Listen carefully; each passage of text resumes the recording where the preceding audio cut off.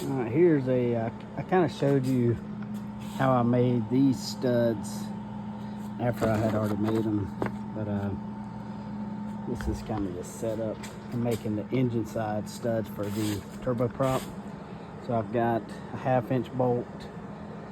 Probably could have been a little bit longer. I'm grabbing about 3 threads on that. Put a chromoly washer.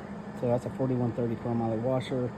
4130 3-inch piece of tube. Bolt that together. Capture it so I can put a beater on the bottom. Now the first step is to tack it on at least 3 sides, sometimes 4. I'll probably put another tack right there, and that's just to keep it from drawing when you start putting heat on it. So the next step is to connect those dots with beads. And there's I'm not going to touch it because it's pretty hot, but there's the bead. The tube and the washer are about the same thickness, so I'm kind of splitting the heat between the two.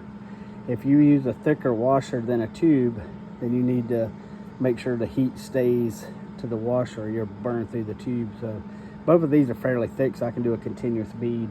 On the thin stuff, like these, you have to do what's called a stitch weld. So you can see the difference in the type of weld.